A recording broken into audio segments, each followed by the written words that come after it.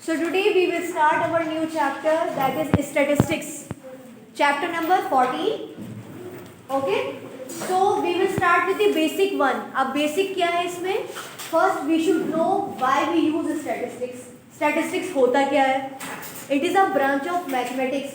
Mathematics की एक branch होती है statistics, जिसमें हमें डाटा को डील करना सिखाया जाता है कि एक साथ हम बहुत सारे डाटा को कैसे डील करते हैं।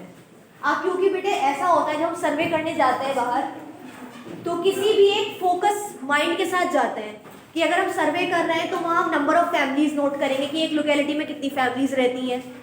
हम अपने इस ऑब्जेक्टिव को चेंज भी कर सकते हैं। हम ये देख सकते हैं कि एक फैमिली में कितने मेंबर्स हैं। तो अगर कहीं किसी लोकेलिटी में 6 फैमिलीज रहती हैं तो ईच फैमिली में नंबर ऑफ मेंबर्स कितने हैं। तो यानी हम अपने डाटा को अरेंज कर सकते हैं अकॉर्डिंग टू आवर विश, लेकिन उसे असेंबल करके दिखाना डाटा को एक सही तरीके से वो करते हैं हम स्टैटिस्टिक्स की हेल्प से।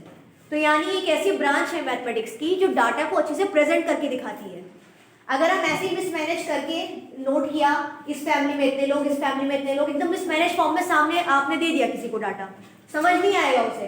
और आप जब प्रॉपर कॉलम्स बनाकर देंगे, यहाँ लिखेंगे कितनी फैमिलीज हैं, यहाँ नंबर ऑफ चिल्ड्रन या फिर नंबर ऑफ एल्डर्स, आप कॉलम डालें जो भी आप अपने अकॉर्डिंग करना चाहें, तो वो एक प्रेजेंटेबल डाटा बन जाता है।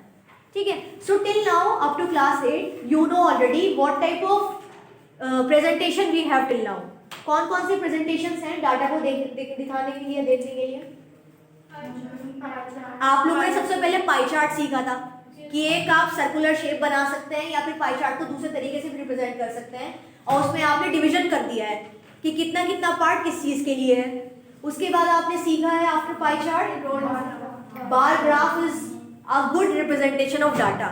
यानी आप बार्स की हेल्प से कि बार की कितनी हाइट है, यानी उसका फ्रीक्वेंसी इतनी ज्यादा है, तो बार की हेल्प से हम डाटा को रिप्रेजेंट करते हैं। देन हिस्टोग्राम पढ़ा है आप लोगों ने? इन क्लास 9 हम लोग डिस्कस करेंगे बेटे bar graph, histogram, frequency, polygon. And frequency polygon इस सेशन में कट हो गया है, तो आपको वो नहीं करना है। अभी सिर्फ क्या करना है, बार ग्राफ बनाने सीखना है आपको, हिस्टोग्राम सीखना है, वो भी इक्वल डिस्टेंस यानी इक्वल इंटरवल वाले। जैसे आप पहला इंटरवल लें 10 से 20, तो दूसरा 20 से 30 ही चलेगा, यानी 10-10 का गैप ही रहेगा। तो आपको क्या करना है, बार ग्राफ सीखना है और हिस्टोग्राम सीखना है। तो सबसे पहले हम लोग आते हैं, क्योंकि हम डाटा डिस्कस कर रहे हैं, तो आप हेडिंग डालिए data. So you first write down data.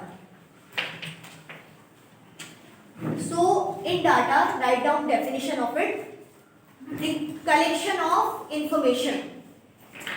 Collection of information. You can write collection of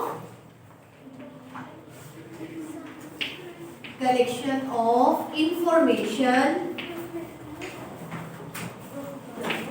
is called data. यानी जो भी आप इंफॉर्मेशन कलेक्ट करते हैं वो डाटा ही तो होता है एक तरीके से।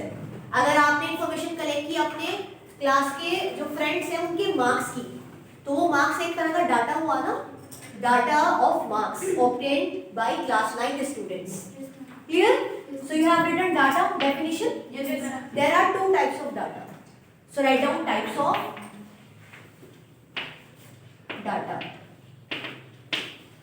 First is primary data,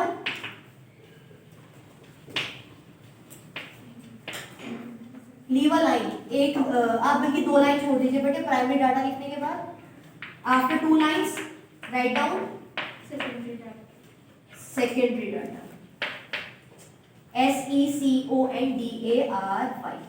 secondary data. So there are 2 types of data जो आप डिस्कस करेंगे। One is primary, other one is secondary. Primary data is that data which we collect ourselves, जो हम खुद से कलेक्ट करते हैं। तो यहाँ लिख लीजिए आगे बेटे कलेक्टेड बाई, फर्स्ट लाइन में लिख दीजिएगा इसको, कलेक्टेड बाई आवरसेल्फ। आवरसेल्फ का मतलब क्या होता है, खुद कलेक्ट करना। ऐसा डाटा में किसी की मदद लिए बगैर खुद कलेक्ट करो, उसे क्या बोलेंगे हम? Primary data. एग्जाम्पल बताइए जल्दी से प्राइमरी डाटा का जो हम खुद कलेक्ट करते हैं।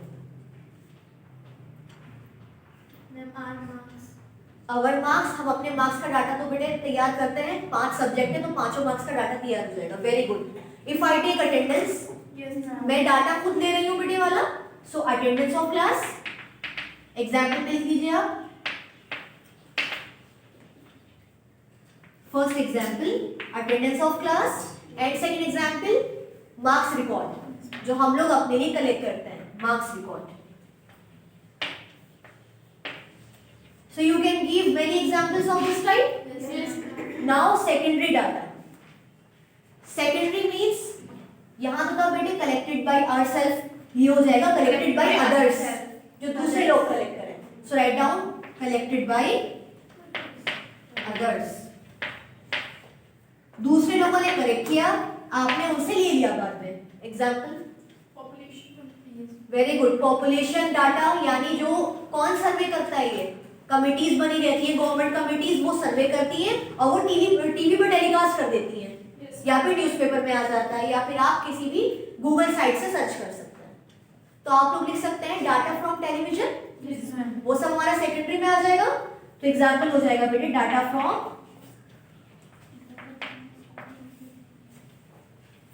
टेलीविजन, न्यूज़पेपर, ठीक है, एक्सेट्रा। तो हमने दो एग्जाम्पल लिख लिए हैं, for primary data 2 examples and for secondary data 2 examples. बेटी क्या पूछ रहा है? Second example data from television and comma लिखा है बेटे कॉमा एमपी न्यूज़पेपर। तो आप लिख लीजिए data from television and newspaper. ये एग्जाम्पल हो गया है सेकेंडरी डाटा का। Is it clear? Yes ma'am. Now open exercise 14.1। देखिए इसमें क्या पूछ रहे हैं आपसे।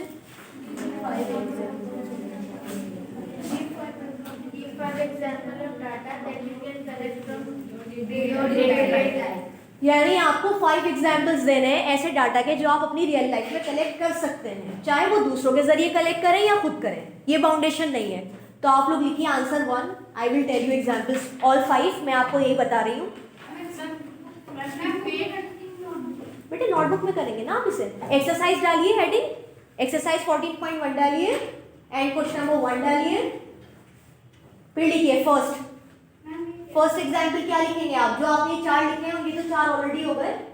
तो फर्स्ट हो गया अटेंडेंस ऑफ क्लास, सेकंड हो गया है बेटे marks record, third example data from television, fourth example data from newspaper, fifth example आप बताइए जल्दी से।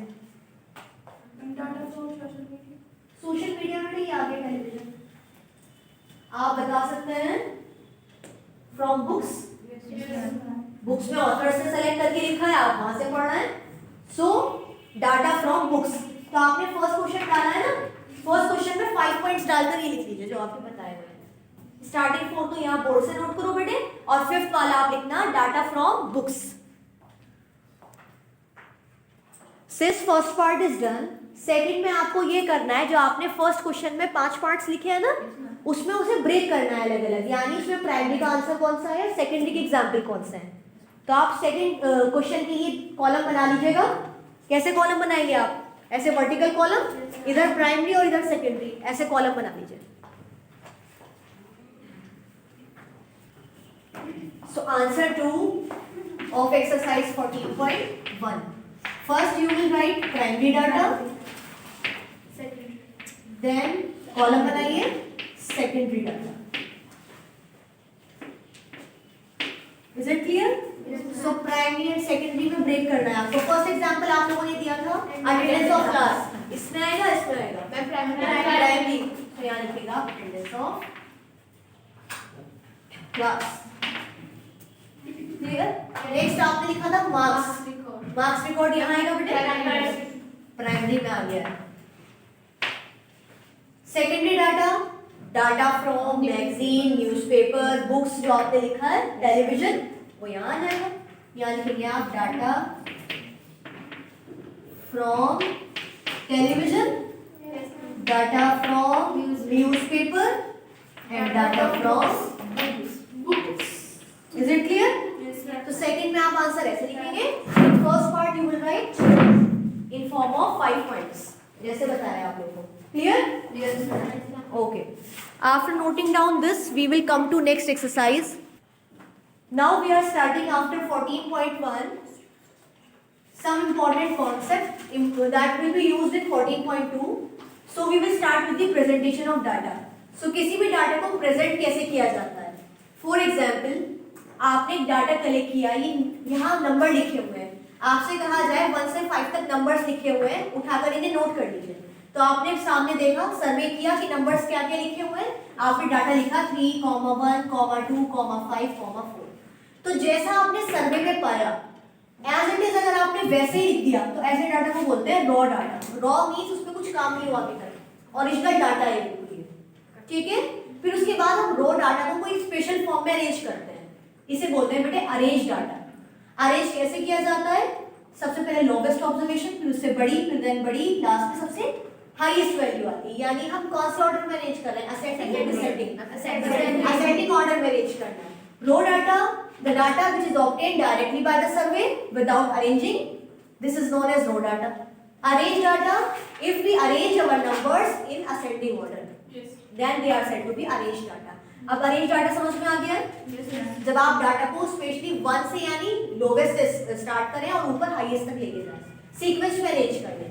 फिर आता है बेटे range of data. Range means expense, कहाँ तक डाटा जा रहा है। तो रेंज कैसे निकालते हैं? Highest observation minus lowest observation, ये फॉर्मूला आपने पढ़ा होगा।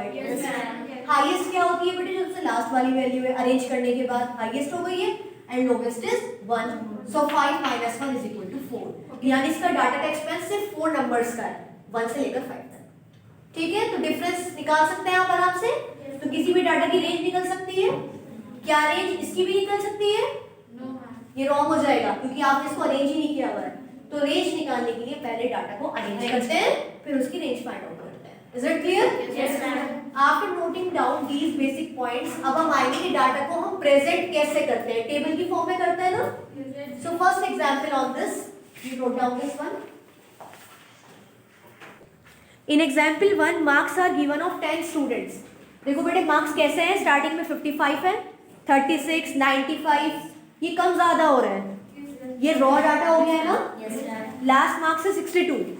अब आपको ये लिखा हुआ है this data is called raw data, आप समझ भी गए रॉ डाटा है। अब इसका ये निकालना है by looking at this form. क्या आप हाईएस्ट और लोवेस्ट निकाल सकते हैं?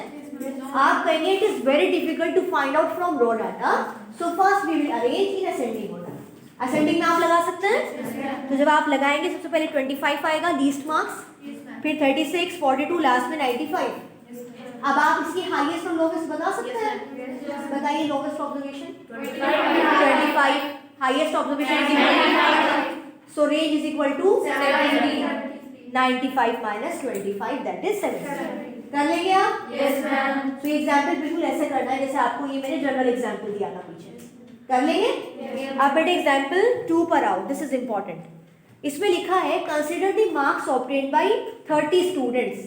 अब बेटे मार्क्स कभी कभी रिपीट भी तो होते हैं। जैसे फॉर एग्जांपल मेरे 100 में से 95 मार्क्स आए हैं, हो सकता है आप में से भी किसी के 95 आए हो। सो दैट मीन्स 95 दो लोगों के आ रहे हैं, सो 95 की फ्रीक्वेंसी 2 हो जाएगी। तो जहां पर भी फ्रीक्वेंसी का इन्वॉल्वमेंट हो जाए तो वहां टेबल बनती है डाटा को रिप्रेजेंट करने के लिए, और टेबल में 2 कॉलम्स बनते हैं। So make 2 columns here. So example 2, देखिए डाटा किस चीज का है बेटे? मार्क्स ऑब्टेन्ड है, और फिर स्टूडेंट्स लिखे हुए हैं कि कितने स्टूडेंट के मार्क्स आ रहे हैं। तो हम लोग लिखेंगे marks obtained first column, and second column will be of number of students. और बेटे नंबर को फ्रीक्वेंसी भी कहते हैं, so we will write down number of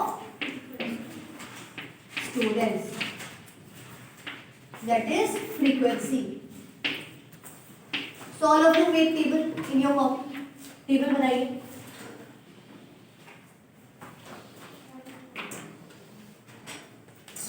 You can make table like this. तो बेटे अब आपको जब टेबल बनाएंगे आप, तो सबसे पहले ये देखिए लीस्ट मार्क्स कौन से हैं इसमें। पूरी जो आपको डाटा दिया हुआ है 10, 20, 36 लिखा है ना, तो 10 is the least marks. Then next marks is 20, then 36। आपको ये टेबल से ढूंढना है, सब लोग ढूंढ लेंगे टेबल से। देखो पेज नंबर 210 पर टेबल गिवन है बेटे डाटा।